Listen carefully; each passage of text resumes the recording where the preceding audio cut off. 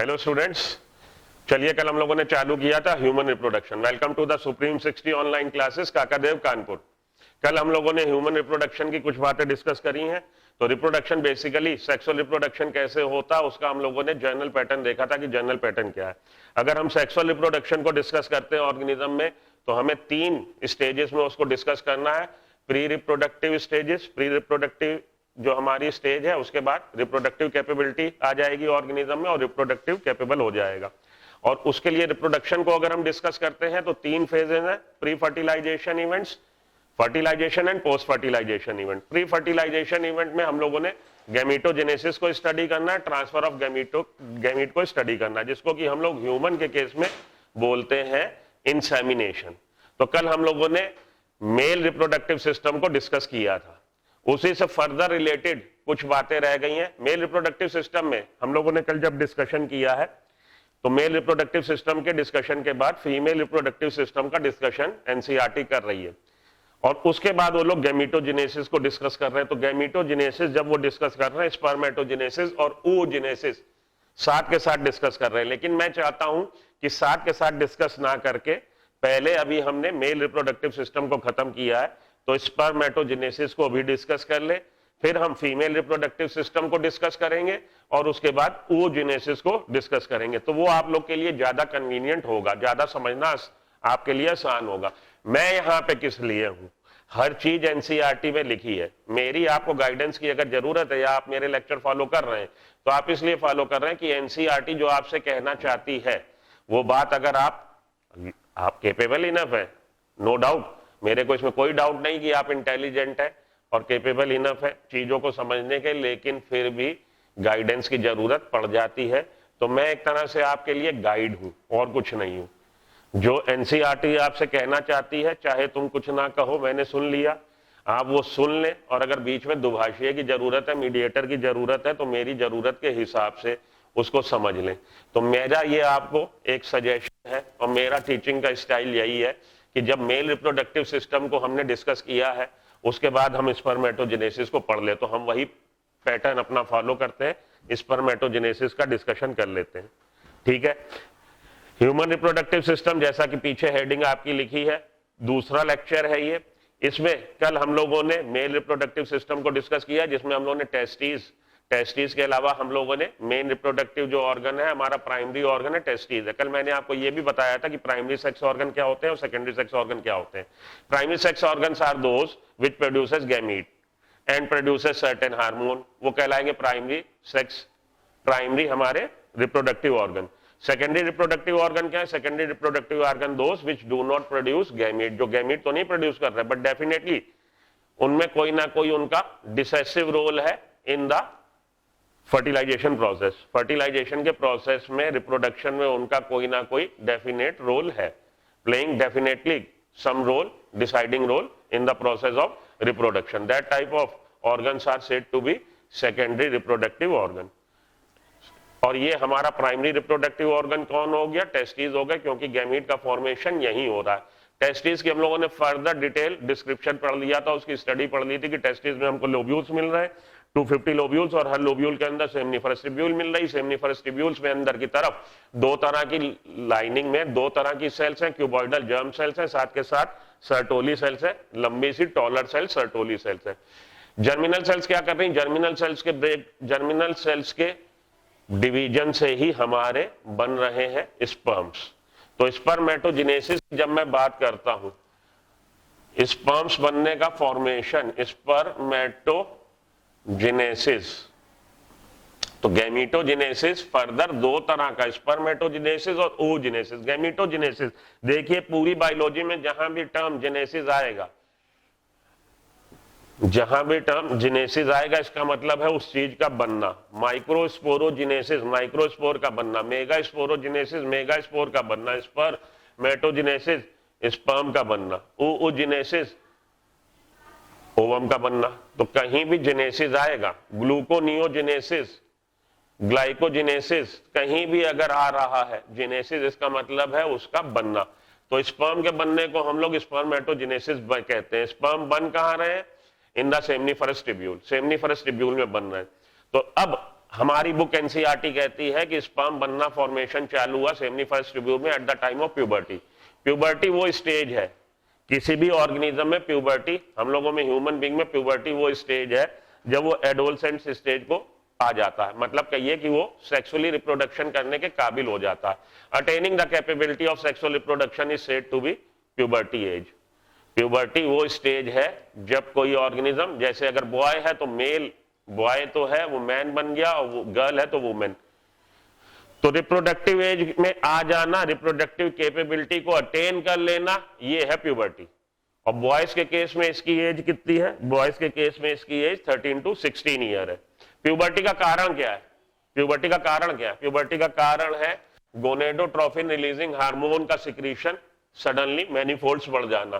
तो हाइपोथैलेमस, देखिए अब प्यूबर्टी को हम लोग समझ ले तो उधर आते हैं। हाइपोथैलेमस रिलीज कर रहा है क्या? हाइपोथैलेमस हमारा ब्रेन का पार्ट है, ब्रेन का हिस्सा है। हाइपोथैलेमस रिलीज करता है GnRH, gonadotrophin releasing hormone. Gonadotrophin releasing hormone किस पे एक्ट करता है? गोनेडोट्रोफिन रिलीजिंग हार्मोन एक्ट करता है एंटीरियर पिट्यूटरी पे, एंटीरियर पिट्यूटरी पे एक्ट करता है। और एंटीरियर पिट्यूटरी पे एक्ट करवा के क्या रिलीज कराता है? गोनेडोट्रोफिन।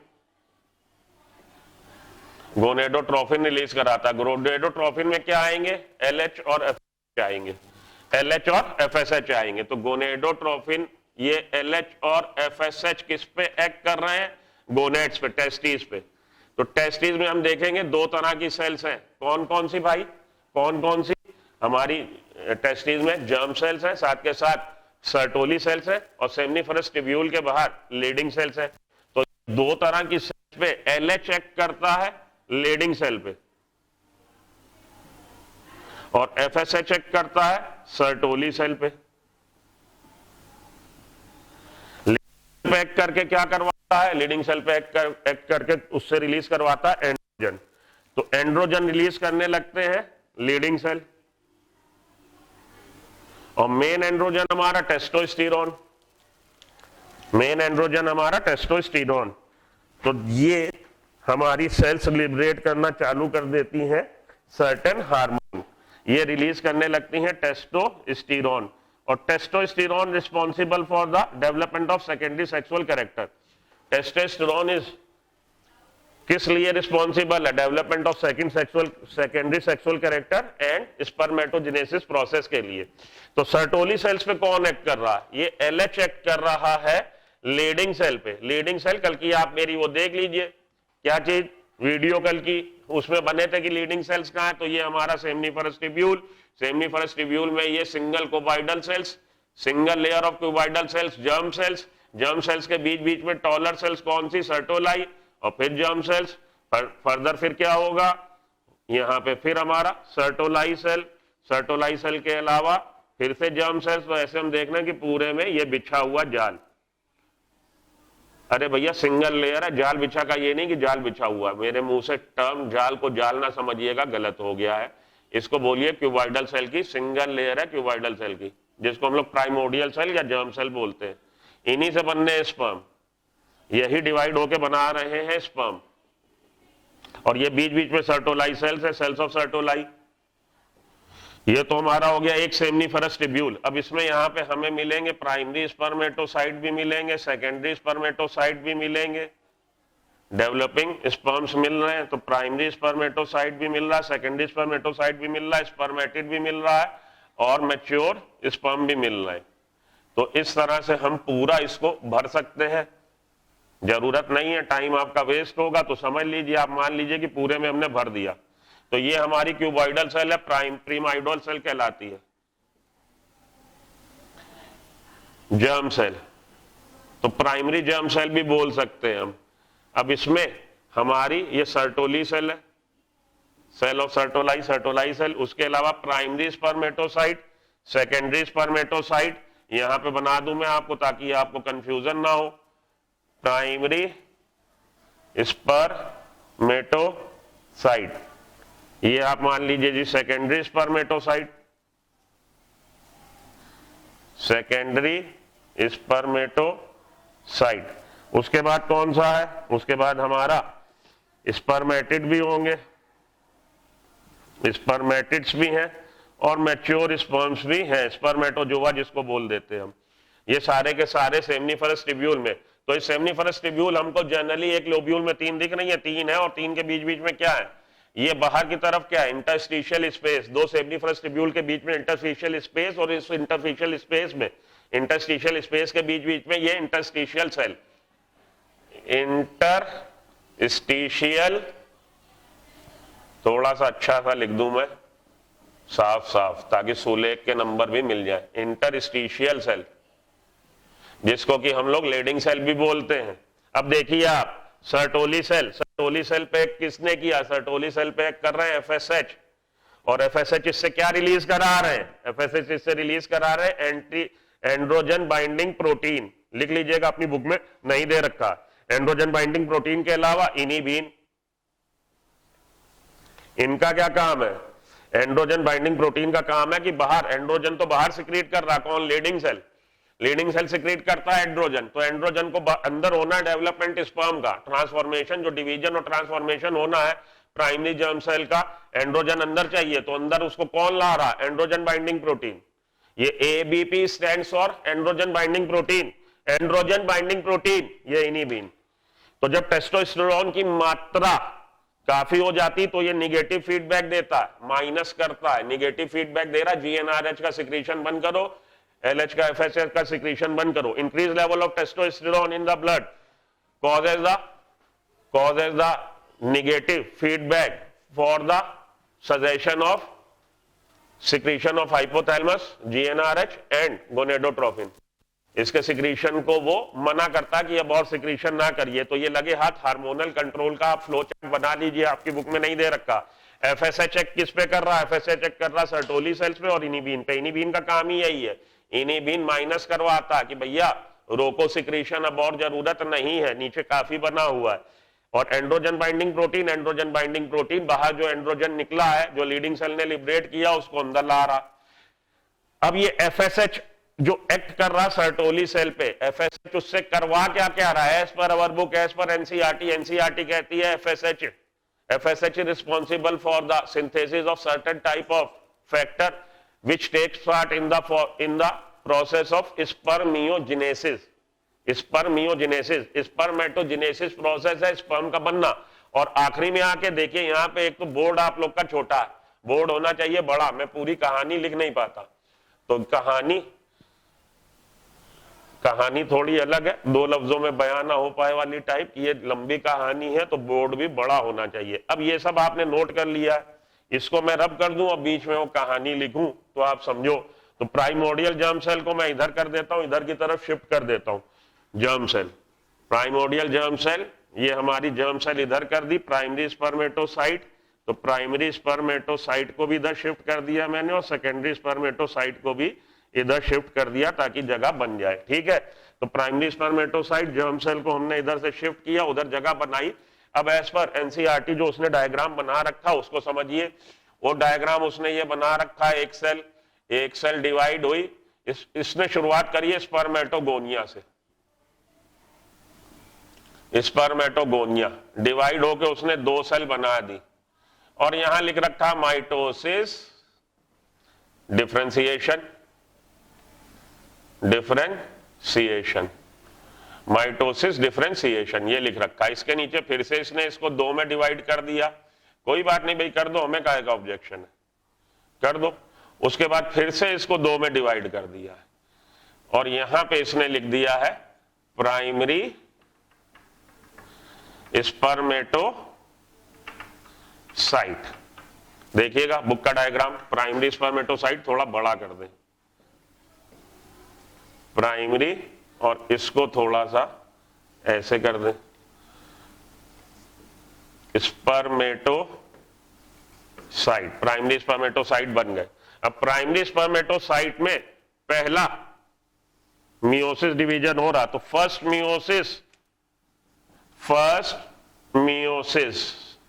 हो गया, फर्स्ट मियोसिस हो गया। एक सेल को मैं दिखा रहा हूं आगे, तो इसने फर्दर बना दी 2 सेल डिवाइड होके, मियोसिस 1 हो गया। मियोसिस 1 की कंप्लीट होने पे ये क्या बन गई, ये बन गई सेकेंडरी स्पर्मेटोसाइट। सेकेंडरी स्पर्मेटोसाइट में फर्दर मियोसिस 2 होगा। अब मियोसिस 2 हो गया, फर्स्ट मियोसिस के बाद मियोसिस 2 हो गया। मियोसिस जो होता है रिडक्शनल डिवीजन होता है और पेरेंट सेल से एक पेरेंट सेल से 4 डॉटर सेल बन जाती हैं और क्रोमोसोम नंबर हाफ हो जाते हैं। तो ये 1, 1 से 2, 1 से 2, 2 दूनी 4। ठीक है, आ रही बात समझ में? तो ये थी हमारा प्राइमरी स्पर्मेटोसाइट, उसमें हुआ पहला रिडक्शन डिवीजन, सेकेंडरी स्पर्मेटोसाइट 2 बन गए, फिर से मियोसिस हुआ, ये 4 बन गए। ये 4 डॉटर सेल क्या कहला रही हैं? ये 4 डॉटर सेल कहला रही है स्पर्मेटिड। और अब स्पर्मेटिड में क्या होगा? अब स्पर्मेटिड में फिर से डिफरेंशिएशन होगा। तो बुक में दे रखा, देख लीजिएगा। डिफरेंशिएशन हुआ और ये क्या बन गए? ये बन गए हमारे मैच्योर स्पर्म या स्पर्मेटोजोआ, जो कह लीजिए, भले मैच्योर स्पर्म कह लीजिए, भले स्पर्मेटोजोआ कह लीजिए। और ये वाला प्रोसेस स्पर्मेटिड का डिफरेंशिएशन होना और मैच्योर स्पर्म बनना, वो होता है प्रोसेस स्पर्मियोजेनेसिस। कहां लिख दूं? यहां लिख देता हूं, चलिए। तो ये बना हमारा स्पर्मेटिड। स्पर्मेटिड देखते रहो भाई। स्पर्मेटिड का ट्रांसफॉर्मेशन या डिफरेंशिएशन मैच्योर स्पर्म में या स्पर्मेटोजोआ में। तो मैच्योर स्पर्म जो बन गया, देखिए यहां पे जगह कम है, वहां लिखना चाहिए था ह्यूमन रिप्रोडक्शन, शायद इसको मैं रब कर सकता हूं क्योंकि आपको पता है ह्यूमन रिप्रोडक्शन का प्रोसेस हम लोग डिस्कस कर रहे हैं। यहां पे लिख देते हैं अब आपको कि स्पर्मेटिड से बनना मैच्योर स्पर्म का ये प्रोसेस क्या है? ये प्रोसेस है स्पर्मियोजेनेसिस। और पूरा प्रोसेस है स्पर्मेटोजेनेसिस। अपनी बुक में वो कह रहा है FSH is responsible for synthesis of such type of factor which are responsible for the spermiogenesis. ठीक, as per our book, okay, done. अब आप और समझिए जो बात मैं आपको बताना चाहता हूं कि FSH क्या कर रहा है। FSH कर रहा सर्टोली सेल पे ABP रिलीज करा रहा, androgen binding protein. Akhil Bharatiya party नहीं, अखिल भारतीय पार्टी नहीं, एंड्रोजन बाइंडिंग प्रोटीन। और ये स्पर्मियोजेनेसिस भी करवा रहा है। इसके अलावा आपने क्या ध्यान में रखना है? इसके अलावा आपने ये ध्यान में रखना है, जो चीज मैं आपको गोल्डन लाइन बताने जा रहा हूं, बुक में नहीं दे रखी, कि FSH is responsible for the spermatogenesis. FSH directly influence the process of spermatogenesis. तो ये बात भी आप लिख लीजिए, ध्यान में रखिएगा। हालांकि बुक में वो कह नहीं रहा, लेकिन ध्यान में रखिएगा FSH is very much responsible for the process spermatogenesis, या कहिए कि directly influences the FSH directly influences the process of spermatogenesis. Spermatogenesis process को इफेक्ट कर रहा केवल spermiogenesis as per our book. तो ये है पूरा फ्लो चार्ट आपका। ये हार्मोनल कंट्रोल का हो गया कि हार्मोनल कंट्रोल कैसे हो रहा, हार्मोनल कंट्रोल कैसे हो रहा, इस चीज को समझाने की कोशिश करी गई है। माइनस का मतलब है निगेटिव फीडबैक देना, कि जब इनका लेवल बढ़ जाता है एक आपके निश्चित लेवल से, तो ये माइनस फीडबैक देते हैं कि बंद करो भाई, ऊपर से इनका सिक्रीशन हमें और नहीं चाहिए। और जब ये लो लेवल पे हो जाते हैं तो ये पॉजिटिव फीडबैक देते हैं कि भैया सिक्रीशन चालू करो। अब ये सब जो हो रहा है कब हो रहा है? ये सब हो रहा है प्यूबर्टी पे। प्यूबर्टी क्या, अभी मैंने आपको बताया, प्यूबर्टी है सेक्सुअल रिप्रोडक्टिव कैपेबिलिटी को अटेन कर लेना। तो पैदा होते ही बच्चा इस काबिल नहीं है, अच्छी बात है, वरना हमारे भारत की जनसंख्या 300 करोड़ के पार हो चुकी होती है। अच्छी बात है कि भगवान ने ये कहा कि भैया आए और संसार में सब काम करने को मिलेगा, थोड़े दिन सब्र कर लो। तो थोड़े दिन सब्र कर लो कि जब आपकी प्यूबर्टी एज आई, जब ये नेचर ने समझा, जब हमारे ब्रेन ने ये समझा कि now body is capable enough to bear all the stress, all the सब तरह के हम चीजों से सामंजस्य बिठा सकते हैं, अब हम इस केपेबल हो गए, then hypothalamus will start liberating a high dosage of GnRH, very much amount of GnRH, a handsome amount of GnRH. GnRH is gonadotrophin releasing hormone. Gonadotrophin releasing hormone directly acts over the anterior pituitary and causes the release of gonadotrophin. Gonadotrophin में कौन आ रहे हैं? LH और FH आ रहे हैं, luteinizing hormone and follicle stimulating hormone. अब इनका जो फंक्शन है मेल और फीमेल में अलग अलग है। मेल के केस में LH क्या कर रहा है? LH will act over the leading cells which are situated outside the seminiferous tubule in between the interstitial spaces. That's why luteinizing hormone is also known as interstitial ये luteinizing hormone को हम लोग बोलते हैं interstitial cell stimulating hormone, interstitial cell stimulating hormone, luteinizing hormone को, क्योंकि ये leading cell को, leading cell कहाँ है? interstitial space में। That's why leading cells are also known as interstitial cells, sorry excuse me. तो इंटरस्टिशियल स्पेस में interstitial cells है, उन इंटरस्टिशियल सेल को स्टिमुलेट किसने कर दिया? लुटिनाइजिंग हार्मोन ने कर दिया। तो लेडिंग सेल सिक्रीट करने लगते हैं androgen and testosterone, and androgen is responsible for the appearance of secondary sexual character in human being. Male के केस में सेकेंडरी सेक्सुअल कैरेक्टर क्या है? तो बॉडी का मस्कुलाइन हो जाना, टोनल वॉइस का आपका हाई पिच का हो जाना, हम लोग की हाई पिच है, हाई पिच मतलब होरासनेस ऑफ वॉइस, भारी हो जाना, मस्कुलाइन हो जाना बॉडी का, बियर्ड का और मुस्टैच का निकल आना, प्यूबिक हेयर का, एक्सिलरी हेयर का निकल आना, ये सारे के सारे सेकेंडरी सेक्सुअल कैरेक्टर है। And along with that it is also responsible for the development of secondary sexual organ, secondary sexual organ का डेवलपमेंट भी ये कराता है। तो ये हमारा प्रोसेस। अब इसमें जो आपसे पूछा जाता है, ये माइटोसिस डिफरेंशिएशन को याद रखिएगा, ये 2n स्टेज की सेल है, 2n स्टेज की। स्पर्मेटोगोनिया के ऊपर भी कायदे से चलना चाहिए, हमें जर्म सेल से स्टार्ट करना चाहिए, लेकिन अपनी एनसीईआरटी चालू कर रही है स्पर्मेटोगोनिया से, तो हम स्पर्मेटोगोनिया से स्टार्ट कर लेते हैं। वैसे है क्या कि जर्म सेल्स है, प्राइमोर्डियल सेल्स है, प्राइमोर्डियल सेल्स उनमें डिवीजन होता है, स्पर्मेटोजेनेसिस बनते हैं। स्पर्मेटोजेनेसिस दो तरह के, ए और बी टाइप के। एक टाइप ऐसा है जो स्टेम सेल में कन्वर्ट हो जाता है, स्टेम सेल की तरह बिहेव करता है और फ्यूचर में ये प्रोसेस होता रहे उसके लिए मेमोरी में स्टोर है। स्टेम सेल फर्दर वो बनाती रहेंगी। हम लोग के प्रोसेस में, मेल के केस में स्पर्मेटोजेनेसिस जो है थ्रू आउट द लाइफ आपकी कहिए होता रहता, ऑलमोस्ट कहते हैं कि ये प्रोसेस जो है मेल के केस में हॉल्ट नहीं होता, सीज नहीं होता, जैसे कि फीमेल के केस में हम लोग देखते हैं कि फीमेल के केस में 45 to 50 ईयर पे जाके मेंस्ट्रुअल साइकिल जो है रुक जाता है, खत्म हो जाता है और उसको हम लोग मीनोपॉज बोलते हैं। तो एडम मेल के केस में ये चीज नहीं होती और ऑलमोस्ट थ्रू आउट द उसकी लाइफ स्पैन स्पर्मेटोजेनेसिस होती रहती है, क्योंकि यहां जो स्टेम स्पर्मेटोगोनिया बन गए उनका डिवीजन होता रहता है। ठीक है, ऊपर की तरफ ना जाइए, बताना जरूरी था कि इसके ऊपर से भी हम चालू कर लेते हैं जर्म सेल से। जर्म सेल से बनी है spermatogonia. Spermatogonia are of 2 type, A type and B type. One type is responsible for the formation of stem cells, stem cell का फॉर्मेशन कर देती हैं, जो फ्यूचर में उनके डिवीजन से ये प्रोसेस होता रहेगा। और कुछ दूसरी जो अदर टाइप है वो डिफरेंशिएट हो जाती, प्राइमरी स्पर्मेटोसाइट बना देती है। और प्राइमरी स्पर्मेटोसाइट में ये चलेगा। ये प्रोसेस कब चालू हो रहा है? प्यूबर्टी पे, प्यूबर्टी में चालू हो रहा है। ये बात पूछी जाती, प्यूबर्टी अभी आपको बताया। तो 13 साल होते ही जैसे ही बॉय मैन बना, उसमें ये चेंजेस हुए, ये हार्मोनल चेंजेस की वजह से, और उसमें स्पर्मेटोजेनेसिस प्रोसेस चालू हो गया। स्पर्मेटोजेनेसिस होगा सेमिनिफरस ट्यूब्यूल में, टेस्टिस में। तो स्पर्मेटोजेनेसिस में आपसे पूछा यही जाता है, इसको ध्यान से देख लीजिए। ये 2n की है, 2n की है, 2n की है। ये प्राइमरी स्पर्मेटोसाइट तक 2n स्टेज है। 2n स्टेज, n स्टेज क्या है भाई? और यहां पे फर्स्ट मियोसिस होने के बाद ये n स्टेज आ गई और फिर ये n ही रहेगा, नीचे तक ये n ही रहेगा। ये n और 2n क्या है? Haploid diploid. n बता रहा नंबर ऑफ जीनोम।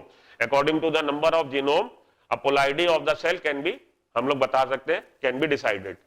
तो according to the number of genome, if a cell contains 2 genome then it is said to be diploid.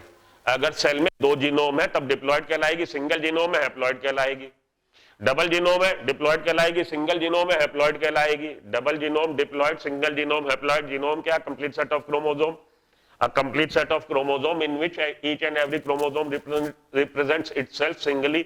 तो ये हमारा 2n stage, 46 number of chromosome. Mitosis हुआ, number बढ़े, mitosis हुआ, number बढ़े, माइटोसिस हुआ, number बढ़े, फिर वो डिफरेंशिएशन हो गया। तो माइटोसिस और differentiation both are the different process. वहां पे इकट्ठे लिख दिया, उससे कंफ्यूज ना होइएगा कि माइटोसिस डिफरेंशिएशन। माइटोसिस हो रहा है, नंबर बढ़ रहे हैं, उसके बाद डिफरेंशिएशन हो रहा है। तो आखिरी में आके जब स्पर्मेटोगोनिया कई बन गए, उनमें से कई सारे स्पर्मेटोगोनिया डिफरेंशिएट होकर प्राइमरी स्पर्मेटोसाइट बन गए। तो ये प्राइमरी स्पर्मेटोसाइट बन गए, ये भी 2n है। अब इसमें पहला मियोसिस हुआ, पहला मियोसिस होते ही 2 इक्वल साइज के, ये याद रखिएगा 2 इक्वल साइज के। ये क्यों मैं फोकस कर रहा हूं, बता रहा हूं, आपको जोर दे रहा हूं, क्योंकि जब हम oogenesis पढ़ेंगे तब वहां पे जब मियोसिस होता है तो देखते हैं 2 अनइक्वल साइज की डॉटर सेल बनती हैं। यहां पे दोनों सेम साइज के सेल बने हैं। तो फर्स्ट मियोसिस होते ही सेकेंडरी स्पर्मेटोसाइट स्टेज आ गई। सेकेंडरी स्पर्मेटोसाइट में मियोसिस 2 हुआ, सेकंड मियोसिस या मियोसिस 2 कह लीजिए। और मियोसिस 2 होने से ये जो सेल है सेकेंडरी स्पर्मेटोसाइट, ये अगले सीरीज के लिए एक तरह से पेरेंटल सेल है, उनके डिवीजन से फिर से 2 डॉटर सेल। तो बेसिकली देखा जाए ये ग्रैंडफादर हो गया, ये पोते हो गए। अगर एक से आप थोड़ा सा मतलब दिमाग में बिठाने के लिए, तो ये थी मदर सेल, और उससे जब 2 प्रोसेस मियोसिस 2 प्रोसेस में होता तो अल्टीमेटली 4 सेल बन गई हैं। कहने का मतलब ये है, तो पहले उसमें डिवीजन हुए, 2 बन गई सेकेंडरी स्पर्मेटोसाइट, फिर उसमें डिवीजन हुए 4 स्पर्मेटिड, और स्पर्मेटिड बन जाएंगे मैच्योर स्पर्म, स्पर्मियोजेनेसिस हो जाएगा। और इसका रिलीज इस सेमिनिफरस ट्यूब्यूल से वो स्पर्मिएशन कहलाता है, दैट प्रोसेस इज स्पर्मिएशन। तो ये आपने प्रोसेस समझ लिया, ये देख लिया। अब यहां पे अपनी बुक में उसने बता दिया है, प्यूबर्टी लिखा है कि प्यूबर्टी पे ये चालू हो जाएगा प्रोग्राम। प्यूबर्टी एज आई, प्यूबर्टी एज पे ये प्रोग्राम चालू।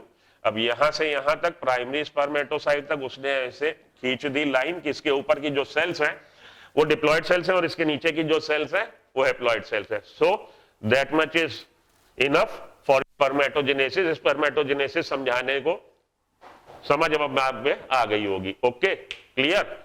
और ये प्रोसेस भी समझ गए अब आप क्या है, और ये आप हार्मोन का भी समझ गए कि हार्मोन कौन रिलीज कर रहा है और किसका क्या इफेक्ट आ रहा है। ओके, तो इसको हम अब रब कर दें फटाफट और आगे चले। अब हम लोग डिस्कस, स्पर्म बन गया, स्पर्म के उसको डिस्कस कर लें, स्ट्रक्चर को, स्पर्म और सीमेन को डिस्कस कर लें, फिर हम लोग चालू करते हैं फीमेल रिप्रोडक्टिव सिस्टम। आइए स्पर्म के स्ट्रक्चर का डिस्कशन कर ले। स्पर्म का स्ट्रक्चर जो है आपका ऑलमोस्ट ऐसा है स्ट्रक्चर। ये हो जाएगी नेक, हेड, नेक, मिडिल पीस। देखिए जब मैं डायग्राम बनाता हूं तो आप लोग के सामने इसलिए बनाता हूं, मैं पहले भी आप लोग का समय बचा सकता हूं कि एडिट करके कि आपको ये मैं ना दिखाऊं, डायग्राम ड्रॉ कर लूं आपका 5 मिनट। लेकिन है क्या, डायग्राम इसलिए आपके सामने बनाता हूं कि आप लोग की भी प्रैक्टिस हो। और बायोलॉजी के अगर आपको कॉन्सेप्ट समझने हैं तो डायग्राम ड्रॉ करना बहुत जरूरी है। डायग्राम की आप भी प्रैक्टिस करते रहिए। डायग्राम की जितनी आप प्रैक्टिस करेंगे उतना आप बायोलॉजी में शार्प हो जाएंगे। तो डायग्राम हालांकि एकेडमिक लेवल पे कि आपको एकेडमिक लेवल पे इसका स्कोर करना है, इससे मतलब नहीं होता कि ये हमारा एमसीक्यू है और इसमें डायग्राम से मतलब नहीं भैया। लेकिन डायग्राम अगर आप बनाते हो तो चीजें दिमाग में जल्दी बैठ जाती हैं। बैठ तो वैसे भी जाएंगी, आप लोग बहुत ज्यादा समझदार हो। हेड, नेक, ऐसा नहीं है नहीं बैठेंगे, लेकिन आप कोशिश करके देखिए। वही मैंने कहा ना कि मैं आप लोग को मेरी जरूरत क्यों है कि जो एक्सपीरियंस है, देखिए बाप बेटे को बताता कि आग में हाथ ना डालो जल जाओगे, मेरे एक्सपीरियंस से फायदा उठा लो। मैंने नीट की प्रिपरेशन सीपीएमटी की करी हुई है और सीपीएमटी को ब्रेक किया हुआ है, और आगे जीएसवीएम में आप जाओगे तो क्या आपके साथ होने वाला वो सब भी मैं जानता हूं। तो मेरे अगर एक्सपीरियंस का आप फायदा ले लोगे तो आपको भी फायदा मिलेगा कि इस तरह से तैयारी करो। चलिए आइए देखिए मैच्योर स्पर्म का ये डायग्राम मैंने बना दिया मैच्योर स्पर्म का। तो स्पर्म का डायग्राम जो मैंने बनाया है इसमें क्या क्या हेड है, ठीक है। हेड के ऊपर ये क्या है, एक्रोसोम, ठीक है। ये हेड के ऊपर कैप लाइक स्ट्रक्चर एक्रोसोम है, कैप हेड की। इसमें हेड में ये क्या है, हैप्लॉइड जीनोम, न्यूक्लियस, प्रोन्यूक्लियस जिसको हम बोलते हैं मेल। ये नेक है, नेक में हमें 2 सेंट्रियोल प्रेजेंस मिलेंगे, प्रॉक्सिमल और डिस्टल। 2 सेंट्रियोल प्रेजेंट है नेक में, 2 सेंट्रियोल प्रेजेंट है नेक में। मिडिल पीस में क्या है, ये हमारा माइटोकॉन्ड्रियल, माइटोकॉन्ड्रिया का स्पाइरल है, माइटोकॉन्ड्रियल स्पाइरल है कह लीजिए, या माइटोकॉन्ड्रिया खूब सारे ये टेल है। तो इसमें हेड में सबसे पहले आप देखो एक्रोसोम का डिस्कशन हम करते हैं। एक्रोसोम में क्या है, तो acrosome is form by the Golgi body. Golgi body is responsible for the formation of acrosome, and acrosome है क्या, कैप लाइक स्ट्रक्चर है, cap like structure over the head of mature sperm. और इसमें है क्या, इट कंटेन्स, देखिए ये जो बात बताने जा रहा हूं अपनी बुक कह रही है, it contains certain enzyme which take part in the fertilisation process by means of, कि ये हेल्प कर रहे हैं by means of helping the sperm to penetrate the zona pellucida and corona radiata. तो फर्टिलाइजेशन में, फ्यूजन में help करते हैं। इट कंटेन्स एंजाइम्स, इसमें क्या है, it contains lysin enzyme, sperm lysin enzyme है, लाइसिन एंजाइम्स। और वो एंजाइम, ये जो एंजाइम है, this enzymes help in entry of sperm, this enzyme help in entry of sperm into ovum, ovum में एंट्री का हेल्प कर रहे हैं, ओवम में एंट्री की हेल्प कर रहे हैं। This enzyme help in the entry of sperm into ovum. कैसे कि इसमें है हमारा हाइल्यूरोनिडेज, तो एंजाइम का नाम लिख लीजिए, एम्स वगैरह में आ सकता है हाइल्यूरोनिडेज। ये ग्राउंड सब्सटेंस को जो ग्लोमेरुलोसा सेल्स हैं, कोरोना रेडिएटा जो बना रही हैं, उनके बीच में जो ग्राउंड सब्सटेंस है, ग्राउंड सब्सटेंस का डिसोल्यूशन करता है। इसके अलावा कोरोना पेनिट्रेटिंग एंजाइम है, इसमें कोरोना पेनिट्रेटिंग एंजाइम है, और जोना पेलुसिडा आगे हम लोग देखेंगे है। ये मैच्योर ओवम के चारों तरफ प्रोटेक्टिव लेयर है, कवरिंग मैच्योर ओवम के। जोना पेलुसिडा को, जोना पेलुसिडा लाइजिंग एंजाइम भी इसमें है, जोना पेलुसिडा को लिसिस करने वाला एंजाइम। तो कल मैंने आपको बताया था, ये जो मैं ऐसे लिख देता हूं ये मेरा जी है, लेकिन कई बार मुझे लगता है जो नया बच्चा देखेगा वो समझ नहीं पाएगा, तो इसको थोड़ी सी मेहनत कर दूं, जी लिख दूं। तो इसमें इतने एंजाइम्स हैं। एक्रोसोम, मैक्रोसोम कहाँ है? हेड पे, कैप लाइक स्ट्रक्चर जिसके अंदर गोल्जी बॉडी बना रहा है, जिसमें कि एंजाइम्स हैं। वो एंजाइम्स क्या करते हैं? लिसिस करने में। लिसिस किसकी करने में? तो ओवम के चारों तरफ जो प्रोटेक्टिव लेयर्स बनी हुई हैं उसकी लिसिस करने में। तो हम लोग देखेंगे जब मैच्योर ओवम को पढ़ेंगे तो उसके चारों तरफ हम देखेंगे जोना पेलुसिडा है। जोना पेलुसिडा ए सेलुलर लेयर होती है, ग्लाइकोप्रोटीन की बनी होती है, ए सेलुलर लेयर होती है, आगे भी आपको मैं बताऊंगा। उसके अलावा corona radiata, corona radiata glomerulosa cells है जो इलोंगेटेड हो जाती है, कोरोना रेडिएटा कहलाती है। इसको ब्रेक करके स्पर्म को अंदर जाना है, स्पर्म ने अपना मटेरियल उसको देना है, किसको? फीमेल गैमीट को, एक सेल। तो केवल हेड अंदर जाता है, हेड का केवल प्रोन्यूक्लियस अंदर जाता, बाकी सामान पीछे रह जाता है। Only head enters inside the. और हेड में क्या है? हेड में हमारा हैप्लॉइड जीनोम है, सिंगल जीनोम है, प्रोन्यूक्लियस मेल न्यूक्लियस जिसको हम बोलते हैं।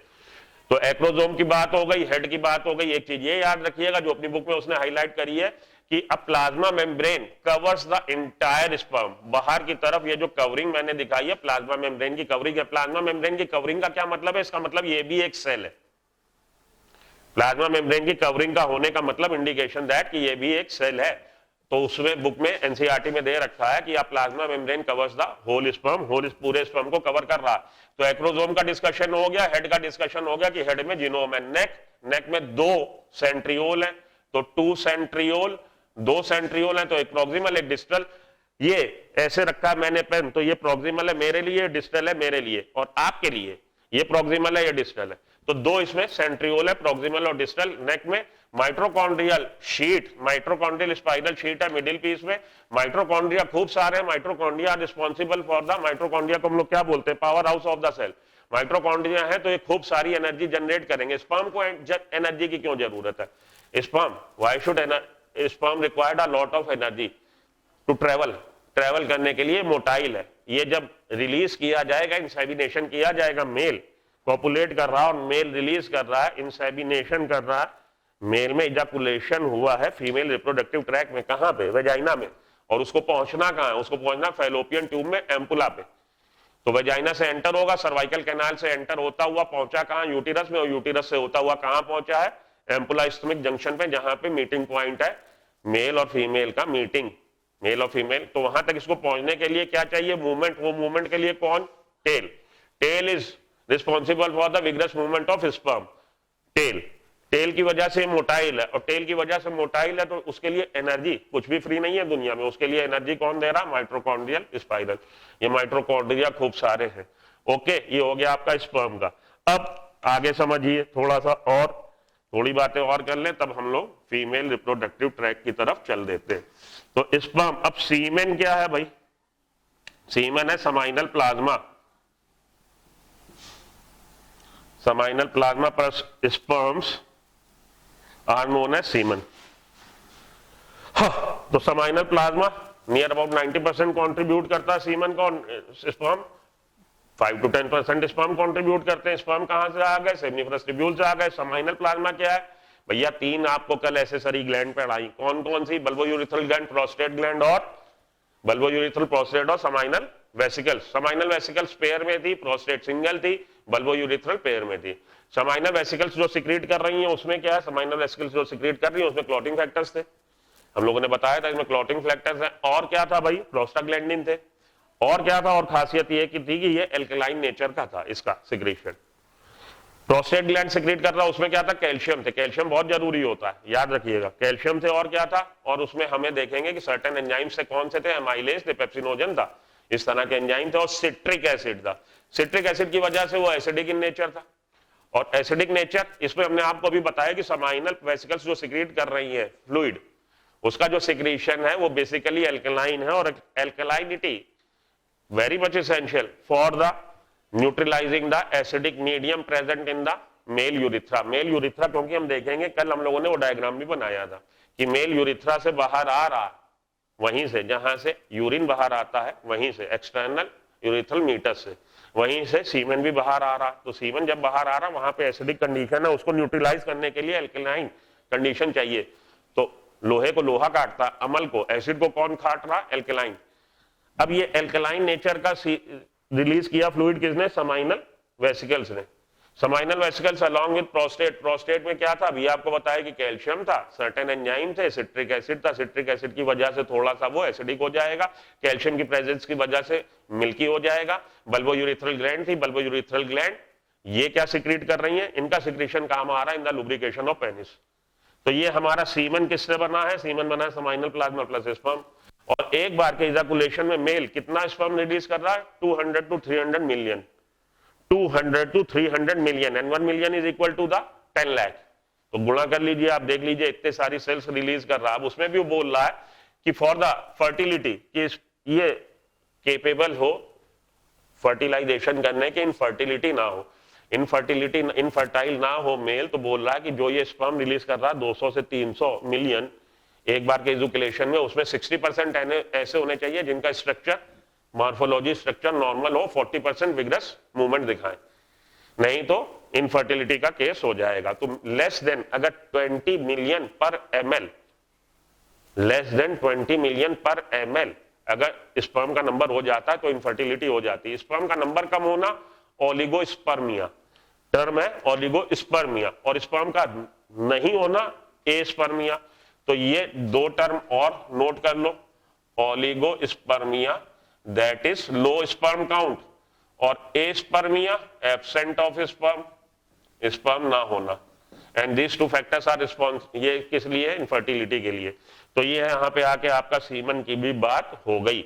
ओके, अब एक आपको क्रिप्टोक्रिटिज्म, वो हम कल पढ़ा चुके हैं कि अगर टेस्टिस का डिसेंट नहीं हुआ, जो कि 7th मंथ में जेस्टेशन के होता, टेस्टिस का डिसेंट नहीं हुआ, इंट्रा एब्डोमिनल रह गए, एब्डोमिनल कैविटी से बाहर सक्रोटल सैक में नहीं आए हैं, तो मेल के केस में लो स्पर्म काउंट हो जाएगा या नील स्पर्म काउंट हो जाएगा। क्यों, क्योंकि सक्रोटल सैक में जो टेम्परेचर है वो 2 to 2.5 डिग्री सेंटीग्रेड कम है फ्रॉम अवर बॉडी टेम्परेचर। हमारा बॉडी टेम्परेचर 37 डिग्री सेंटीग्रेड, और उसके लिए थर्मोस्टेट भगवान ने लगा के दिया। हम अपनी बॉडी का, जैसे फ्रिज और कूलर में लगा होता है, हम भी अपनी बॉडी का कोर का टेम्परेचर मेंटेन करते हैं, एक्सट्रीमिटीज का भले ना मेंटेन कर पाए। तो 37 डिग्री सेंटीग्रेड पे स्पर्म का उतना बढ़िया डेवलपमेंट होता नहीं, इसीलिए वो लोग वाया इंग्वाइनल कैनाल सक्रोटल सैक में, सक्रोटम में आ जाते हैं। ठीक है, सारी बातें ये हो गई, खत्म आपका male reproductive system. Okay, sperm बना के छोड़ दिया, अब इसका हम फ्यूजन करवा देंगे, जब फीमेल स्पर्म भी बनवा देंगे। अब हम लोग चलते हैं फीमेल रिप्रोडक्टिव ट्रैक की तरफ। फीमेल रिप्रोडक्टिव सिस्टम, सिस्टम का मतलब ही होता है कोई चीज एक ना काम कर रही हो, कई सारी चीजें मिलकर काम कर रही हो, तो सिस्टम बोलते हैं फीमेल रिप्रोडक्टिव सिस्टम। अब ये कल आपको मैंने बता दिया था कि अगर हम कुछ इस तरह की बात करते हैं तो हमें क्या देखना है, हमें देखना प्राइमरी सेक्स ऑर्गन। तो हमें बात करनी होगी जब हम कोई इस तरह की चीज डिस्कस करने जा रहे हैं, फलाना रिप्रोडक्टिव सिस्टम या ढिमकाना रिप्रोडक्टिव सिस्टम, तो हमें उसको स्टडी के आसान करने के लिए, बातों को समझने के लिए सबसे पहले हमें क्या करना है, एक आउटलाइन तो बनाए। आउटलाइन बनाए तो चीजें आसान हो जाती। Primary sex organ, okay, primary sex organ के बाद क्या, एसेसरी डक्ट्स और एसेसरी ग्लैंड्स, इसको डिस्कस करना है, एसेसरी डक्ट्स और एसेसरी ग्लैंड्स। एसेसरी डक्ट और एसेसरी ग्लैंड के बाद क्या डिस्कस करना है, तो कल हम लोगों ने क्या क्या डिस्कस किया था, कल भी यही डिस्कस किया था। और आखिरी में आके एक्सटर्नल जेनिटेलिया, एक्सटर्नल जेनिटेलिया रह गया है। तो penis external genitalia, penis external genitalia in case of male. कल आपको मैंने डायग्राम बनाया था, तो पेनिस में स्पेशल टाइप के टिश्यू है वो बोल रहा है, 2 लाइनें लिखी बुक में, केवल स्पेशल टाइप के टिश्यू है which helps in the erection, जो इरेक्शन में हेल्प कर रहे हैं पेनिस के इरेक्शन में। पेनिस का इरेक्शन कब होता है? तो जब सेक्सुअल अराउजल होता है, जब मेल सेक्सुअली अराउजल होता है कि सेक्सुअली एक्साइटेड हुआ कहिए, तब एकदम से रश ऑफ ब्लड होता है। रश ऑफ ब्लड होने से एकदम से ब्लड सर्कुलेशन बढ़ जाता है पेनिस की तरफ, आर्टरी में। तो वहां पे जो हमारे पेनिस में जो स्पेशल टिश्यूज है, स्पेशल टिश्यू कौन से हैं भाई? हमारे कॉर्पोरा स्पॉन्जियोसम और कैवर्नोसा। एक्सटर्नल जेनिटिलिया को आके 1 मिनट रोकिए जरा। हाँ जी, यस। तो कल एक्सटर्नल जेनिटिलिया रह गया था मेल के केस में। एक्सटर्नल जेनिटिलिया क्या है? पेनिस है। पेनिस जो है इस स्पेशल इसमें टिश्यूज है, स्पेशल टिश्यूज की सहायता से इसमें जो खासियत है कि इरेक्टाइल इन नेचर है, इरेक्ट हो जाता है पेनिस का। अगर मेल सेक्सुअली अराउज हुआ और उसमें सेक्सुअल स्टिमुलेशन हुआ तो पेनिस का इरेक्शन हो जाएगा due to the flow of blood, increase flow of blood to the male organ को इंक्रीज हुआ फ्लो ऑफ ब्लड, उसकी वजह से जो वहां पे टिश्यूज है उन टिश्यूज में ब्लड वेसल्स एकदम तेजी से ब्लड आता, ब्लड के तेज आने से इरेक्शन होता है। तो वहां पे हम देखेंगे कॉर्पोरा कैवर्नोसा स्पेशल टाइप के टिश्यू और कॉर्पस स्पॉन्जियोसम, लिख लीजिए इनके नाम, कॉर्पोरा कैवर्नोसा और कॉर्पोरस स्पॉन्जियोसम। कॉर्पोरा कैवर्नोसा 2 इन नंबर है, कॉर्पस स्पॉन्जियोसम 1 इन नंबर है। तो इनकी वजह से पेनिस इरेक्ट हो जाता है जब सेक्सुअल अराउजल होता है। इतना ही आपको याद रखना है। और ये याद रखना कि पेनिस का जो टर्मिनल पार्ट है ग्लोबुलर टाइप का, और वो उसको हम लोग बोलते हैं ग्लांस पेनिस, टर्मिनल भाग को। तो पेनिस का जो टर्मिनल पार्ट है ग्लांस पेनिस, और उस पे जो इस फोल्ड ऑफ स्किन है, स्किन के फोल्ड को प्रीप्यूस बोलते हैं। तो ग्लांस पेनिस और प्रीप्यूस ये सारे आपके बुक में दिए हैं। Glans penis, prepuce. Prepuce is the fold of skin which covers the glans penis. Penis और इसके 2 तरह के टिश्यू जिसको आपको याद में रखना है, बस इतना आप लोग के लिए एक्सटर्नल जेनिटिलिया को याद में रखना है। चलिए अब हम लोग फीमेल रिप्रोडक्टिव सिस्टम पे आते हैं। तो ये जब मैंने इसका जिक्र किया कि एक्सटर्नल जेनिटिलिया, तो याद आया कि पेनिस का बात रह गई। एक्सटर्नल जेनिटिलिया को रब करते हैं और इधर लिख देते हैं ताकि नीचे डायग्राम बनाने की जगह और अच्छे से मिल जाए। तो चौथा हमारा जो रहेगा एक्सटर्नल जेनिटिलिया रहेगा, ठीक। प्राइमरी सेक्स ऑर्गन में क्या है? ओवेरीज है, अ पेयर ऑफ ओवेरीज। तो एक हम स्ट्रक्चर फटाफट ड्रॉ कर ले ताकि आप लोग के लिए आसान हो जाए बात। तो स्ट्रक्चर ड्रॉ करते हैं। जैसा कि मैंने बोला कि स्ट्रक्चर ड्रॉ करने में मैं चाहूं तो ये वीडियो को पॉज करके भी कर सकता हूं और आप लोग का समय थोड़ा सा बच जाएगा, लेकिन जब आप लोग के सामने स्ट्रक्चर ड्रॉ करता हूं तो आप लोग को समझने में थोड़ी आसानी होती है। मेरे को ये ऐसा एक फील आती है, तो इसलिए मैं स्ट्रक्चर जो है आप लोग के सामने ही ड्रॉ करने की कोशिश करता हूं। ये रीजन है, और कोई रीजन नहीं है कि इस तरह से अगर ड्रॉ आपके सामने कर रहे हैं तो आप चीजों को और अच्छे से समझोगे। समझ तो वैसे भी जाओगे, हमने बोला ही आप लोग बहुत समझदार हो। Okay okay, ovary, cervix, cervical canal, vagina, uterus, uterus का ये भाग कहलाता है फंडस। ये हो गई बॉडी ऑफ द यूटिरस, ये ओवेरी हो ही गई। ये लिगामेंट हो गए, ये भी लिगामेंट है। ये हमारा यहां से यहां तक, कहां से कहां तक? ओविडक्ट, यहां से यहां तक। ओविडक्ट के फर्दर फैलोपियन ट्यूब जिसको हम बोल रहे हैं, ये हमारा इनफंडीबुलम, इनफंडीबुलम जिसमें ये फिंगर लाइक प्रोजेक्शन, फिम्ब्रिया, तो फिम्ब्री इधर बना देते हैं, फिंगर लाइक प्रोजेक्शन इधर बना देते हैं ताकि आप लोग को चीजें क्लियर हो जाए। इनफंडीबुलम पे क्या है? फिम्ब्री। उसके बाद ये एम्पुला रीजन और ये इस्थमस, ये एम्पुला मान लीजिए, मान क्या लीजिए, मानना ही पड़ेगा, एम्पुला, और ये इस्थमस। ओके, अब देखिए एक तरफ से बात करते हैं हम लोग।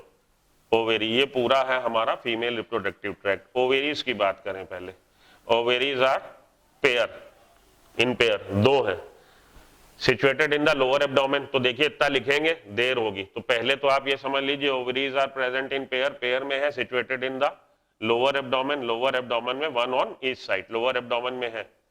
तो आप याद करो ये हमारा ओवेरी जो हो गई वो एब्डोमिनल कैविटी के बाहर नहीं है, वेयर टेस्टिस जो थे एब्डोमिनल कैविटी के बाहर थे। ओवरीज का कितना है भाई डायमेंशन, टेस्टिस का डायमेंशन कितना था, तो 4 to 5 सेंटीमीटर लेंथ थी, 2 to 3 सेंटीमीटर विड्थ थी।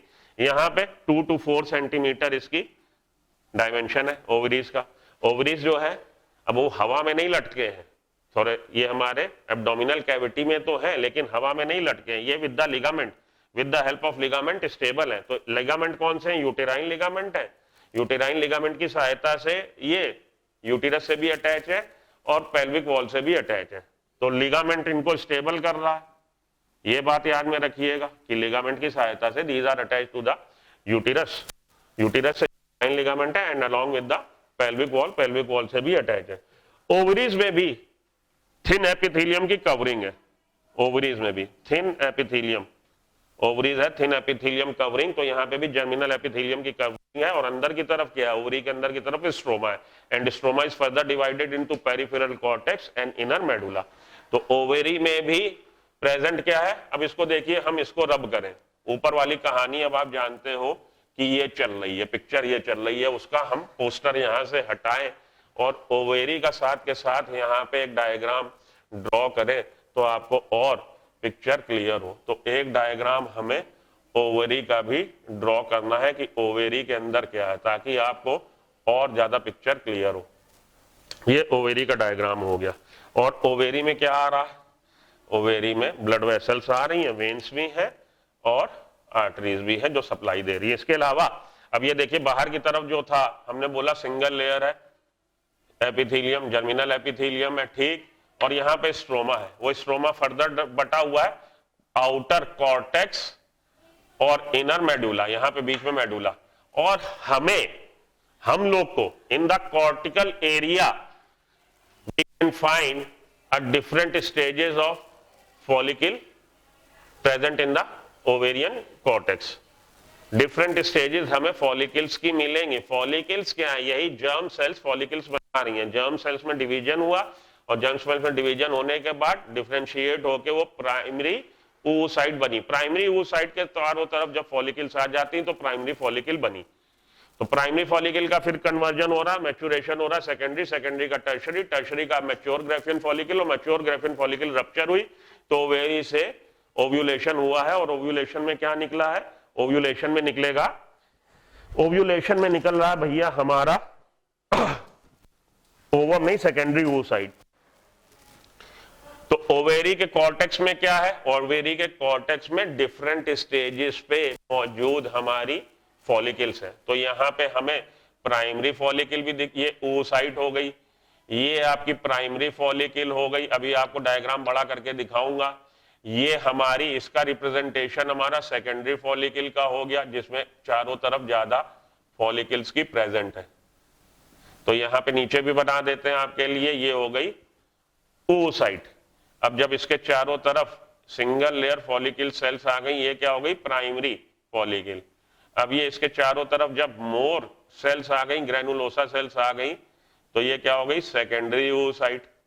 हमें देख रहे हैं हम कि इसके कॉर्टिकल हिस्से में हमें डिफरेंट स्टेजेस की डेवलपमेंट होती ओवेरियन फॉलिकल्स दिखेंगी।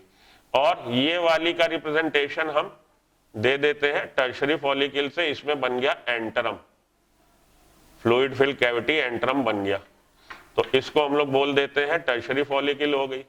और ग्राफियन फॉलिकल, ग्राफियन फॉलिकल का डायग्राम अभी बनाएंगे तो आपको पिक्चर क्लियर हो जाएगी, लेकिन थोड़ा सा डायग्राम बना देते हैं। ये हमारी हो गई ग्राफियन फॉलिकल जिसमें ये कुमुलस ओ स्फेरस है और यहां से रप्चर हुआ, रप्चर हुआ तो यहां से निकल गया क्या, सेकेंडरी oocyte स्टेज की सेकेंडरी oocyte निकल गई। तो ये फॉलिकल का रप्चर भी दिखा दिया मैंने। तो इस तरह से आपको ओवेरी का सेक्शन, कट सेक्शन देखने को मिलेगा जो अपनी बुक में भी बना है, ठीक है। वापस आ जाते हैं, ओवेरी थिन एपिथेलियम है और उसमें स्ट्रोमा है। स्ट्रोमा को हम लोग फर्दर बांट सकते हैं peripheral, cortex and inner medulla. Stroma को इस तरह से हम बांट सकते हैं। ये आपका ओवेरी के बारे में जानकारी हो गई। और ओवेरी में चालू हो जाता है इस oogenesis फीटल लाइफ से ही।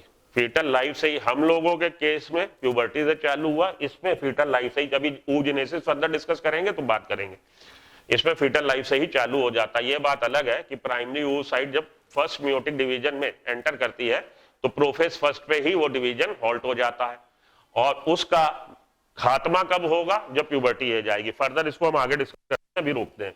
तो इस पे आ जाते हैं वापस। ये ओवेरी का डिस्कशन हो गया और ओवेरी से जो ओवा रिलीज हुआ, ओवा कह लीजिए, सेकेंडरी oocyte कहना ज्यादा बेटर होगा, उसको कौन कैच कर रहा है, तो ये हमारी ओविडक्ट है।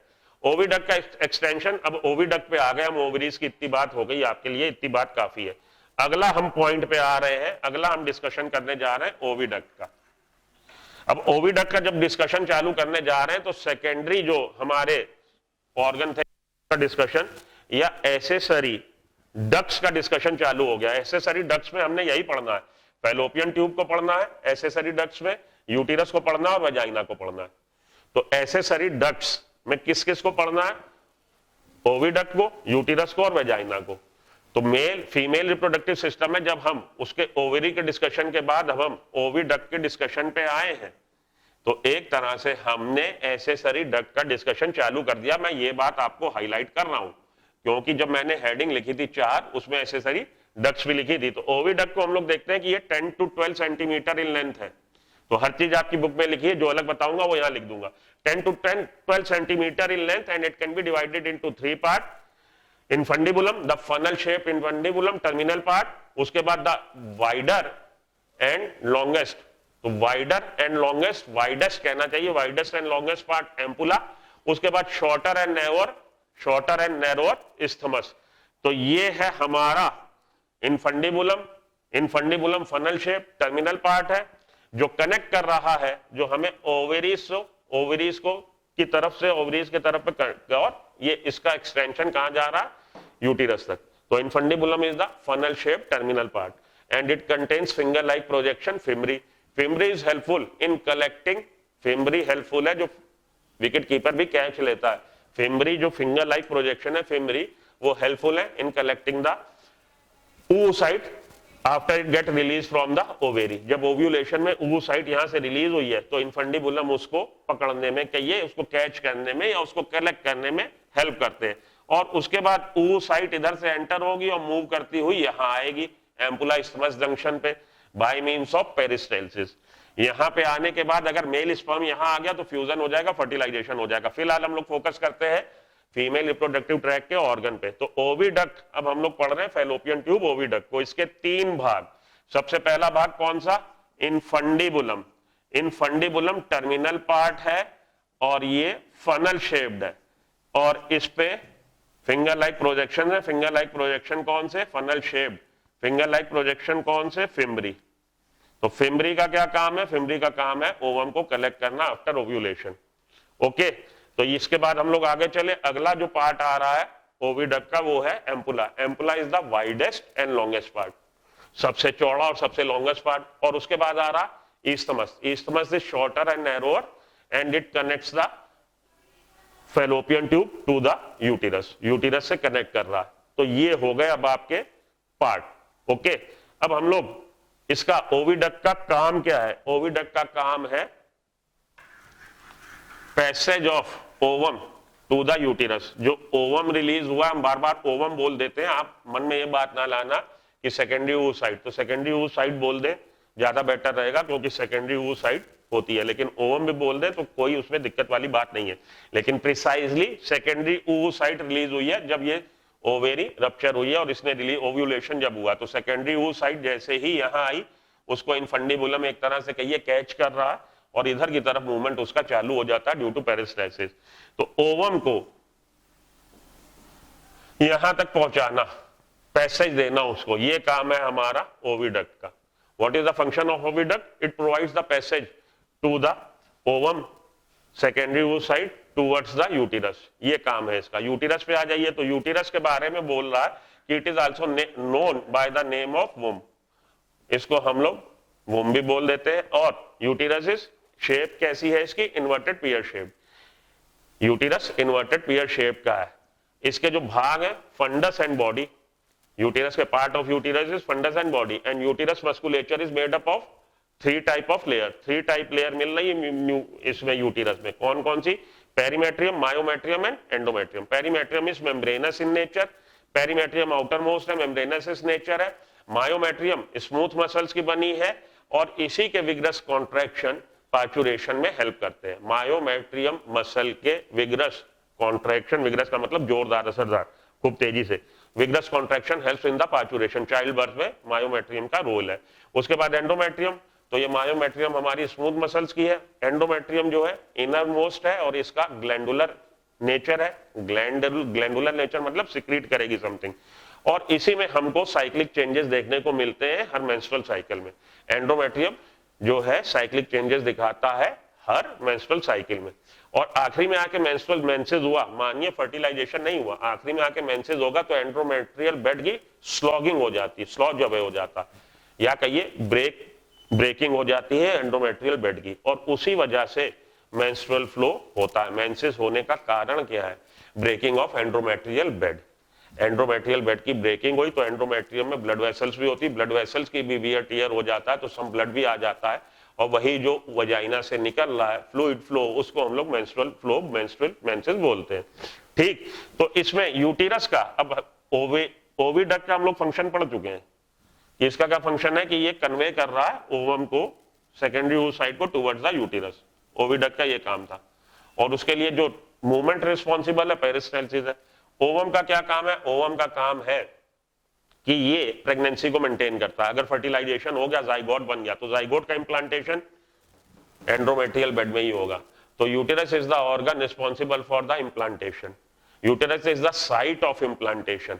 अगर जाइगोट बन गया तो जाइगोट का implantation and care of zygote developing embryo, उसकी टेकन केयर कौन कर रहा, तो यूटिरस कर रहा है। तो ये यूटिरस का काम हो गया, और इसकी 3 लेयर को याद रखिएगा, outer most is perimetrium, inner one is myometrium and innermost is endometrium. Endometrium is glandular in nature and it shows cyclic changes during menstrual cycle. Menstrual cycle में cyclic changes दिखाता।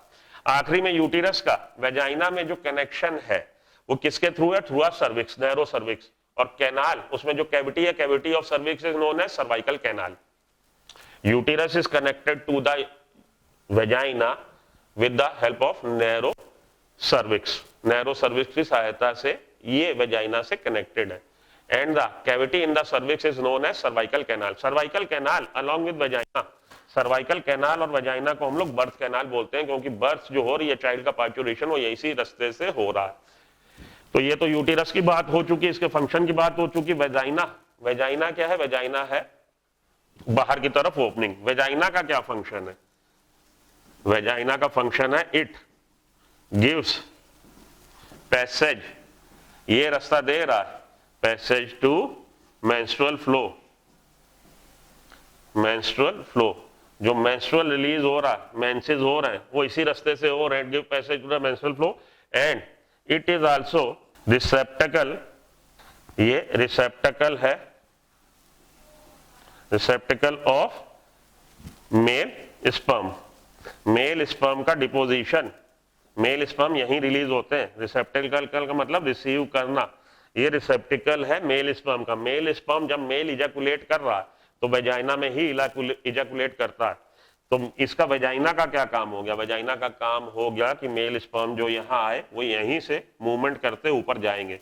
तो वेजाइना, इसमें sperm में क्या थी, tell याद करिए, और टेल के वाइब्रेशन से ये ऊपर की तरफ, और साथ में कॉन्ट्रैक्शन भी हेल्प करता है। ग्लैंडिन जो हमने आपको बताया जो आ रहे सीमन में, प्रोस्टाग्लैंडिन लोकल वेसोकॉन्स्ट्रिक्टर होते हैं, तो वो लोकल मसल्स को कॉन्ट्रैक्ट कराएंगे, उसकी सहायता से स्पर्म ऊपर की तरफ, साथ में अपनी टेल के वाइब्रेशन से, और यहां से मूव होता होता स्पर्म को कहां जाना है, मीटिंग पॉइंट पे। मीटिंग पॉइंट कहां है, मीटिंग पॉइंट यहां है, तो स्पर्म को भी यहां आना है, और फीमेल गैमीट को भी यहां आना है एम्पुला इस्थमस जंक्शन पे या एम्पुला पे कह दीजिए, अपनी बुक कहती है एम्पुला इस्थमस जंक्शन। तो एम्पुला इस्थमस जंक्शन या एम्पुला पे हमारा फ्यूजन मेल और फीमेल गैमीट का होना है। तो मेल गैमीट ने मूव करके यहां जाना है, और अगर इधर से रिलीज हुआ तो उधर जाना है। कहने का मतलब है कहां जाना है भाई, डेस्टिनेशन पॉइंट लाल किले पे झंडा रोहण करने। ठीक है, तो अब आप वेजाइना का भी फंक्शन पढ़ लिया, ओवेरीज का फंक्शन तो आपको मालूम ही है, gamete formation and hormone secretion, gamete formation and hormone secretion. Oviduct का फंक्शन पढ़ लिया था हम लोगों ने। ओविडक्ट का फंक्शन क्या था, ओविडक्ट का फंक्शन था कि यहां से जो oocyte रिलीज हुई है उसको पहुंचाना यहां पे, तो यहां तक जब वो आई फर्टिलाइजेशन हो गया, जाइगोट फॉर्मेशन हो गया, उसको यहां पहुंचाना। ये काम है फैलोपियन ट्यूब का। इसका क्या काम है, इसका काम है कि अगर फर्टिलाइजेशन हो गया, जाइगोट बन गया, तो जाइगोट को इम्प्लांटेशन, उसके लिए होस्ट है, वो जाइगोट आके यही इम्प्लांट होगा। तो जैसे हम लोग बीज बो देते हैं, तो implantation of zygote site is provided by the uterus and uterus is responsible for the maintenance of pregnancy. आगे जो देख रेख है उसकी यूटिरस करेगा। वेजाइना का क्या फंक्शन है कि जो हमारा मेंस्ट्रुअल फ्लो हो रहा उसको पैसेज देना, बाहर की तरफ आउटलेट प्रोवाइड करना, और रिसेप्टिकल ऑफ मेल स्पर्म यहीं पे आएंगे, ये इसके फंक्शन हो गए। तो लगे हाथ अब हम लोगों ने क्या क्या पढ़ लिया, ओवेरीज पढ़ ली, साथ में हम लोगों ने एसेसरी डक्ट्स भी पढ़ ली। एसेसरी ग्लैंड का एज सच अपनी बुक में जिक्र नहीं, उसने मेमेरी ग्लैंड को ही बोल दिया है। तो जब अभी मैंने लिखे थे फीमेल रिप्रोडक्टिव सिस्टम, उसमें हमने जो ऑर्गन लिखे उसमें मेमेरी ग्लैंड भी आखिरी में आके अपनी बुक कह रही मेमेरी ग्लैंड को भी हम लोग फीमेल रिप्रोडक्टिव सिस्टम में कंक्लूड कर लेते हैं, इंक्लूड कर लेते हैं, क्योंकि फीमेल रिप्रोडक्टिव सिस्टम के जो पार्ट है उनके साथ मेमेरी ग्लैंड सिंक्रोनाइज्ड वे में काम करती है, कोऑर्डिनेटेड वे में काम करती है, क्योंकि चाइल्ड बर्थ के बाद चाइल्ड की देखरेख में मेमेरी ग्लैंड मिल्क सेक्रेट करती है। तो उसलिए मेमेरी ग्लैंड्स को भी हम लोग फीमेल रिप्रोडक्टिव सिस्टम में इंक्लूड कर लेते हैं। ठीक, तो यहां पे आने के बाद अब आपका ये सब खत्म। अब हम लोग आते हैं एक्सटर्नल जेनिटिलिया पे। एक दो बातें मैं आपको और बताना चाहता हूं पहले एक्सटर्नल जेनिटिलिया बात कर लेते हैं, फिर बताते हैं। चलिए, तो एक्सटर्नल जेनिटिलिया में हम लोगों ने पढ़ना है मॉन्स प्यूबिस। लिख लें पहले क्या क्या है भाई, फीमेल एक्सटर्नल जेनिटिलिया, इसमें हमें पढ़ने हैं मॉन्स प्यूबिस, मॉन्स प्यूबिस के अलावा labia majora, labia minora, hymen, clitoris, इतने पढ़ने हैं।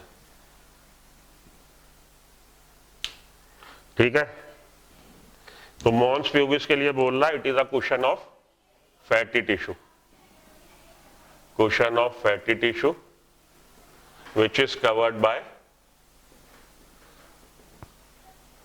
covered with skin and pubic hair, with skin and pubic hair। तो ये क्या याद में रखना है, cushion of fatty tissue. Labia majora क्या है, fold of fatty tissue, it is fold of fatty tissue. ये फोल्ड ऑफ फैटी टिश्यू है which are present below the mons pubis. Labia minora क्या है, लेबिया माइनोरा है हमारा, ये भी फोल्ड ऑफ टिश्यू है, फोल्ड ऑफ मस्कुलर टिश्यू, ये भी टिश्यू के ही बने हुए लेबिया माइनोरा भी है। हाइमन क्या है, हाइमन एक मेम्ब्रेन टाइप का स्ट्रक्चर है, मेम्ब्रेनस स्ट्रक्चर, मेम्ब्रेन ही कहिए, present over the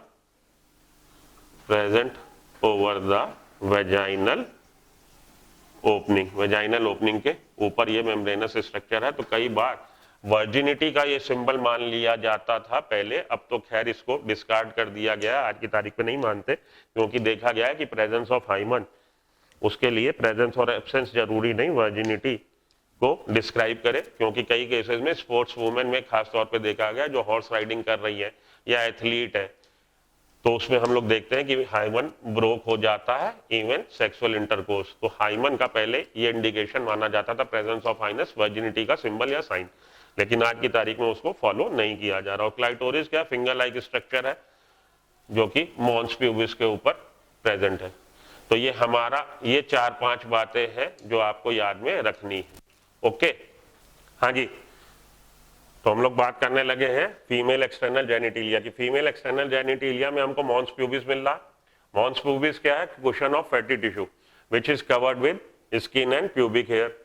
labia majora fold of fatty tissue, ये फोल्ड ऑफ फैटी टिश्यू है which extend downs the mons pubis. Mons pubis के नीचे की तरफ ये एक्सटेंड हो रही है and surrounds the vaginal opening, और वेजाइनल ओपनिंग को घेरती है, सराउंड्स द वेजाइनल ओपनिंग। अब ये जो लिख दी हैं बातें मैंने, ये सारी की सारी आपकी एनसीईआरटी में लिखी हैं, तो इसके लिए आप लोग को कोई टेंशन लेने की जरूरत नहीं है।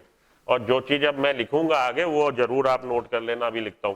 Labia minora paired fold of tissue under the labia minora. Hymen क्या है? मेम्ब्रेनस कवरिंग है ओवर वेजाइनल ओपनिंग। तो इसको पहले हम लोग मान लेते थे सिंबल प्रेजेंस, इसको मान लेते थे हम लोग सिंबल ऑफ वर्जिनिटी। गर्ल की वर्जिनिटी को इससे डिस्क्राइब कर देते थे कि अगर हाइमन है तो गर्ल वर्जिन है, वरना सस्पिशियस मैटर हो सकता है। लेकिन अब ये माना गया है साइंस की तरक्की के साथ और हम लोग का नजरिया ब्रॉड पर्सपेक्टिव रखते हुए कि ये जो हाइमन का रप्चर केवल सेक्सुअल इंटरकोर्स से नहीं, अगर स्पोर्ट वुमेन है तो भी हो सकता है, हॉर्स राइडिंग से भी हो सकता है, या सर्टेन पुश जॉल्ट से भी हो सकता है, धक्का वक्का लगने से, या सम अदर कॉज से हो सकता है। तो presence of hymen is not conclusive evidence of virginity, ऐसा अब माना जाता है। तो अब इसको हम लोग इग्नोर मारते हैं, कोई ऐसी उसकी ध्यान नहीं देते। क्लाइटोरिस क्या है? Clitoris is tiny finger like structure, बिल्कुल छोटा सा tiny finger like structure lies at the upper junction of two labia minora. तो ये भी आपकी बुक की लाइन है, इसीलिए ज्यादा इसको मैंने लिखने में बहुत ज्यादा बुद्धि नहीं लगाई है और आप लोग को सीधे सीधे लिख दिया, क्योंकि आप लोग को नोट नहीं करना। लेकिन जो आप नोट करना है वो जरूर नोट कर लीजिए कि मॉन्स प्यूबिस, लेबिया मेजोरा या लेबिया माइनोरा, इनके लिए समझते हैं बात। पहली बात तो क्लाइटोरिस को हम लोग होमोलोगस टू पेनिस मानते हैं। होमोलोगस और एनालोगस आप पढ़े होंगे। होमोलोगस वो चीज जिनका ओरिजिन सेम हो, तो होमोलोगस टू पेनिस, पेनिस, इसको नोट कर लीजिए, काम आएगा आपके homologous to penis. Mons pubis, इसको हम लोग मानते हैं homologous to scrotum, scrotal sac, scrotum. तो मॉन्स प्यूबिस सक्रोटम सैक के इक्विवेलेंट हो गया, होमोलोगस हो गया, ठीक है। मॉन्स प्यूबिस को और क्लाइटोरिस को जरूर आप याद में रखेंगे। इसके अलावा ये डिस्कशन खत्म, इन दो चीजों को जो हाईलाइट करना था कर दिया।